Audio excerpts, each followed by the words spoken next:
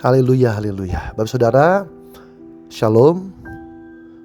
Tanpa kita sadari, seringkali kerumitan pola berpikir kita menjadi halangan berkat buat kita. Kerumitan pola berpikir kita menghalangi berkat dan mukjizat Tuhan datang dan tidak bisa kita nikmati dalam hidup ini.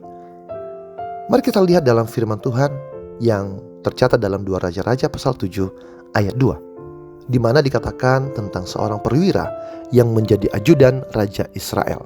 Dia berkata, sekalipun Tuhan membuat tingkap-tingkap di langit, masakan hal itu mungkin terjadi? Jawab Elisa, sesungguhnya engkau akan melihatnya dengan matamu sendiri, tetapi tidak akan makan apa-apa daripadanya. Saudara, apa sih yang terjadi waktu itu? Samaria dikepung oleh tentara Aram sangat lama, sampai terjadi kelaparan yang berat. Bahkan penduduknya menjadi kanibal. Raja Israel tidak bertobat. Dia marah-marah kepada Tuhan dan marah-marah kepada Elisa. Dia berpikir semua itu terjadi karena kekejaman Tuhan. Padahal tidak begitu.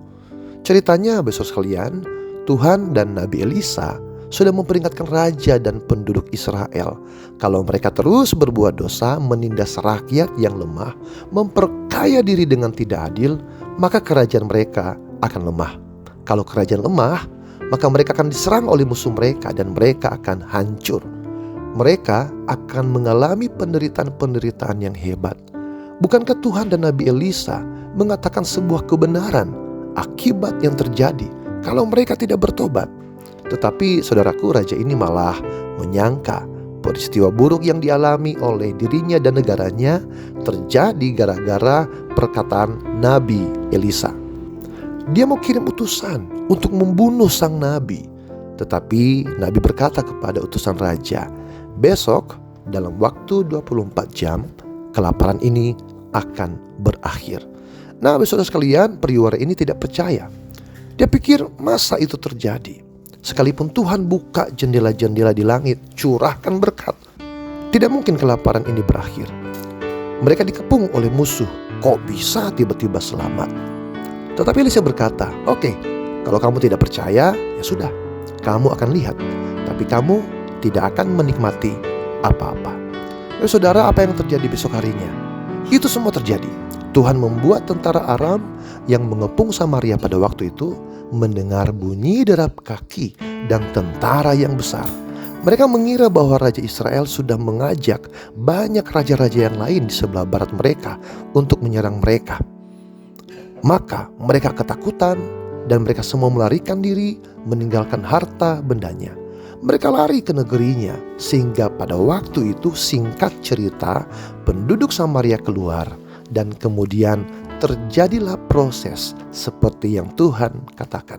Nah, Bapak Saudara, kita lihat bahwa perwira itu ternyata mati diinjak-injak rakyat di pintu gerbang. Persis seperti yang dikatakan oleh Nabi. Dia lihat, tapi dia tidak menikmati berkat itu. Manakala yang lain percaya, menerima berkat dari Tuhan. Bapak Saudara, ketidakpercayaan kita, kerumitan pikiran kita seringkali menghalangi kita untuk taat pada firman Tuhan, menghalangi kita untuk nurut sama Tuhan, menghalangi kita bahkan dalam menerima berkat-berkat dari Tuhan. Ingat Bapak Saudara, Tuhan memberi kita akal budi untuk percaya Tuhan. Fahamilah, yang namanya mukjizat itu memang di luar logika kita.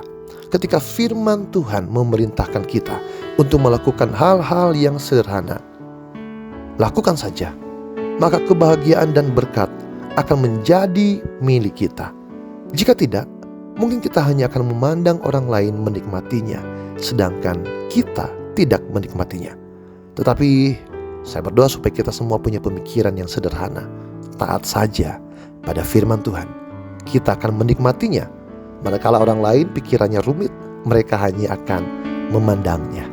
Alkitab berkata dalam Yeremia 29 ayat 11, sebab aku ini mengetahui rancangan-rancangan apa yang ada padaku mengenai kamu, demikianlah firman Tuhan, yaitu rancangan damai sejahtera dan bukan rancangan kecelakaan, untuk memberikan kepadamu hari depan yang penuh harapan. Tuhan Yesus memberkati. Shalom.